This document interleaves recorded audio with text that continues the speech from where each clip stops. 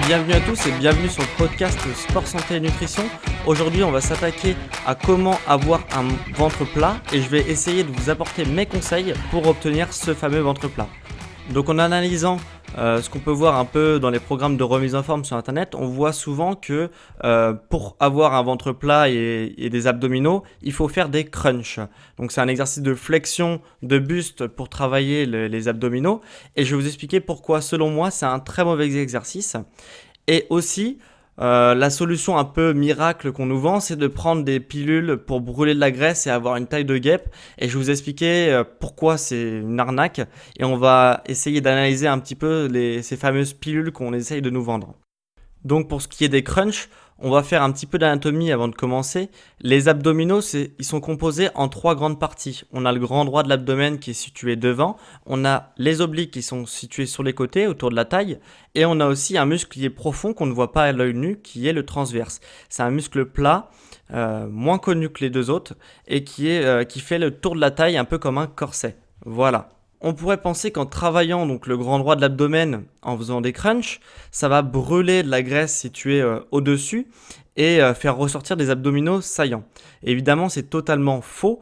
Déjà, énormément d'études ont prouvé que travailler un muscle ne permet pas de brûler la graisse qui est située au-dessus. On ne peut pas localiser une perte de graisse.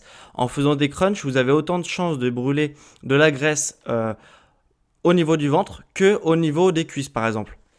Donc voilà, donc ça c'est une première chose. Et aussi une deuxième chose, les abdominaux, ce sont des muscles qui sont très endurants et donc qui sont peu énergivores. Pour fonctionner, ils ont besoin de très peu d'énergie pour se contracter et pour fonctionner. Donc en faisant cet exercice-là, non seulement vous n'allez pas pouvoir localiser votre perte de graisse, mais en plus de ça, vous allez brûler très peu de calories. Donc dans un objectif de remise en forme et d'avoir un ventre plat, c'est forcément pas très intéressant. Et en plus d'être contre-productif, cet exercice-là comporte des risques. Notamment, le premier d'entre eux, c'est la hernie discale. Car lorsqu'on réalise un exercice de crunch, donc une flexion de buste vers l'avant, notre colonne vertébrale s'incline aussi vers l'avant. Et le noyau à l'intérieur des vertèbres, donc du coup, lui est chassé vers l'arrière. Ce qui va causer au fil du temps, au fil des semaines, des années, une potentielle hernie discale. C'est-à-dire que le noyau va chasser vers l'arrière et venir écraser tous les nerfs qui sont situés à l'arrière de la colonne vertébrale. Donc ça, c'est un réel problème. Et en faisant cet exercice-là, vous vous exposez à certaines douleurs comme la hernie discale. Et deuxièmement, vous vous exposez aussi à des douleurs au niveau cervical. Car lorsque vous réalisez le mouvement, certaines personnes donc tirent sur la nuque pour aider et accompagner le mouvement, parce que ça peut être un mouvement qui est assez difficile à réaliser pour des personnes non sportives. Donc elles vont s'aider en tirant la nuque pour réaliser la flexion de buste. Et donc en faisant ça, ils vont casser l'alignement vertébral naturel qu'il y a autour des cervicales et créer des douleurs par la suite au niveau cervical. Et troisième et dernier risque autour de ce mouvement de crunch, donc quand vous faites une flexion de buste et un rapprochement des côtes vers le bassin, les organes ils vont être compressés pour réaliser ce mouvement et ils vont être plaqués sur le plancher pelvien. Et le plancher pelvien, il permet de soutenir les organes comme un hamac où il y a tous les organes qui sont à l'intérieur de ce hamac pour éviter qu'ils tombent par terre. Et en réalisant ce mouvement-là, vous allez plaquer vos organes sur le plancher pelvien et donc vous allez les abîmer et vos organes et votre plancher pelvien. C'est pour ça que c'est un très mauvais exercice parce que ça va abîmer des organes et le plancher pelvien qui est vraiment crucial pour vous éviter beaucoup de désagréments dans votre vie quotidienne. Et là, je mets un grand stop parce que pour toutes les femmes enceintes qui sortent d'une grossesse, il ne faut surtout pas faire cet exercice-là en reprise d'activité car leur périnée et leur plancher pelvien est fragilisé à cause du poids du bébé et de l'accouchement. Donc si vous faites en plus cet exercice-là pour remuscler vos abdominaux, c'est un très très mauvais conseil parce que ça va abîmer encore plus et fragiliser encore plus votre plancher pelvien qui est déjà abîmé par votre grossesse. Donc c'est vraiment un exercice à bannir et à ne surtout pas faire en reprise d'activité après une grossesse. Voilà, donc j'en ai fini avec les risques du crunch et pourquoi il ne faut pas faire cet exercice-là. On verra par la suite par quoi le remplacer, mais tout de suite on va s'attaquer aux brûleurs de graisse. Donc hier, j'étais sur Facebook, je traînais un peu comme tout le monde, et là, je suis tombé sur une pub qui me vendait des pilules minceurs. Enfin là, c'était des barres brûleurs de graisse. Donc je suis allé jeter un coup d'œil. La marque c'était Anaka 3 pour ceux qui connaissent. Et donc déjà, premièrement, j'étais surpris parce que beaucoup de personnes commentaient la publication et avaient l'air intéressées par ce produit-là. Donc je suis quand même allé voir ce qu'ils proposaient par curiosité. Et donc là, j'étais voir, ils avaient un script de vente, vous en doutez, qui était très très bien pensé. Et puis en bas, il y avait la liste des ingrédients et j'ai jeté un coup d'œil pour voir ce qu'ils proposaient dans leurs produits. Voilà. Alors je vais vous lister quand même la liste que j'ai pu relever des ingrédients principaux qu'il y a dans ce produit. Donc en premier ingrédient principal, il y avait le lait. Donc le lait, c'est quand même assez surprenant qu'on peut le retrouver en premier dans la liste des ingrédients, parce que le lait c'est très très calorique, donc pour brûler les graisses, je comprends pas trop leur choix. En deux, on a aussi du sirop de glucose, donc c'est du sucre qui est très très bon marché et qui a un pouvoir de sucrant énorme, donc on va avoir vraiment un fort goût de sucre dans le produit. Mais là encore, dans un objectif de brûler des graisses, c'est quand même assez surprenant. Et en troisième, on a le chocolat. Donc à 18, là, il y avait marqué 18,3%. Donc 20% du produit est composé de chocolat. Donc encore une fois, c'est quand même très très surprenant dans un objectif de perte de poids et de brûler des graisses de mettre du chocolat. Voilà, après il y a plusieurs, voilà, il y a la chicorée, donc la chicorée ils nous le vendent comme un brûleur de graisse extrême, je crois pas quand même. Et pour finir, il y avait de l'huile de tournesol, donc qui est la pire des huiles avec l'huile de palme en termes nutritionnels. Donc voilà, donc c'est à peu près ce qu'on retrouvait dans ce produit-là. Il y en avait d'autres, mais je suis pas allé dans les détails vraiment parce que c'était déjà mineur. Mais les ingrédients principaux, c'est ceci. Et je comprends pas comment on peut encore vendre des ingrédients comme ça et le vendre pour brûler de la graisse. Surtout que c'est déjà très très cher, donc c'était 70 euros pour 7 jours. Il y avait aussi dans ce pack là, il y avait aussi plusieurs choses, il y avait dont du thé, etc.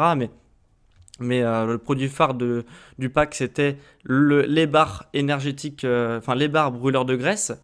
Et leur promesse était de perdre 2 kilos en 7 jours.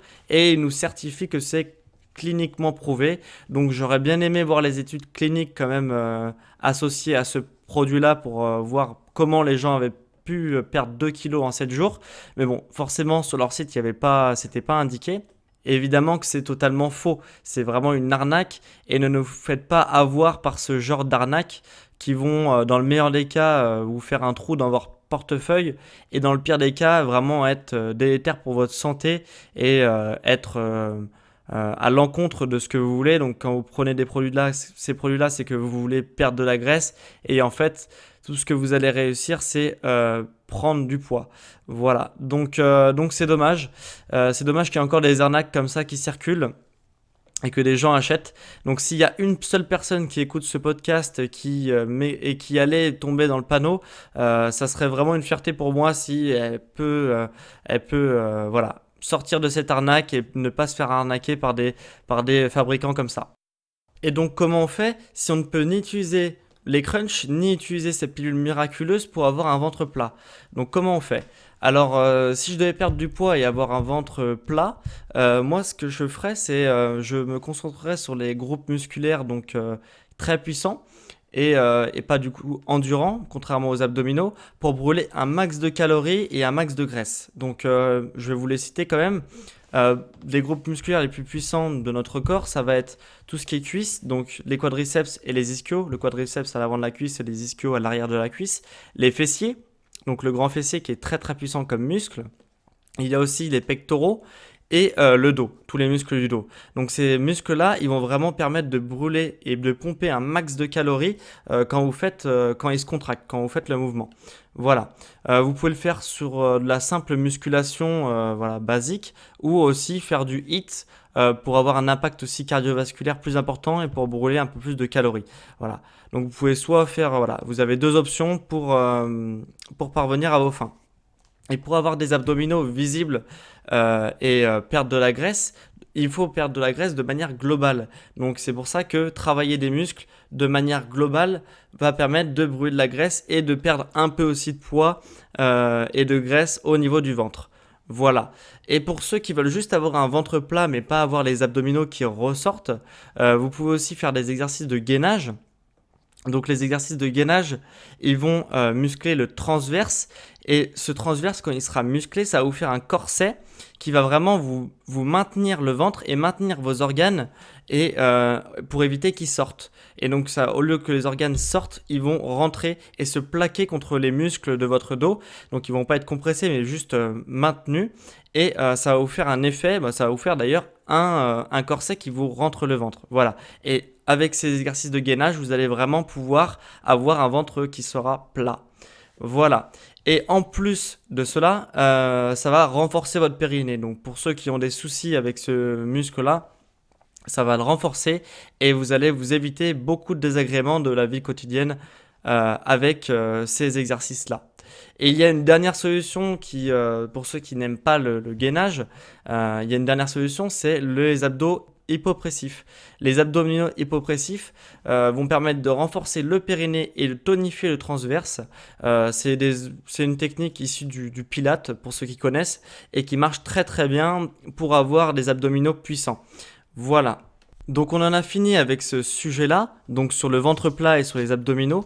Pour ceux qui ont des questions, vous pouvez me poser avec soit le contact@gmail.com qui est dans la description, soit sur le mur directement et le messenger de ma page Facebook. Les deux liens sont en description de toute façon.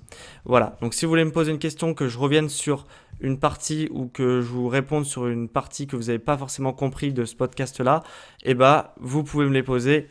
Tous les liens sont en description. Si vous m'écoutez sur les plateformes d'écoute telles que iTunes, Deezer, Spotify, etc., vous pouvez me laisser un avis 5 étoiles sur ces plateformes-là. Ça m'aidera grandement à aider toujours plus de monde sur la remise en forme.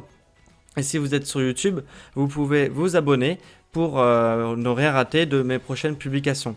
En tous les cas, vous pouvez aussi, si vous voulez bénéficier de conseils privés par mail, rentrez votre mail sur le lien dans la description et bénéficiez de tous mes conseils privés et ne plus rater le prochain épisode.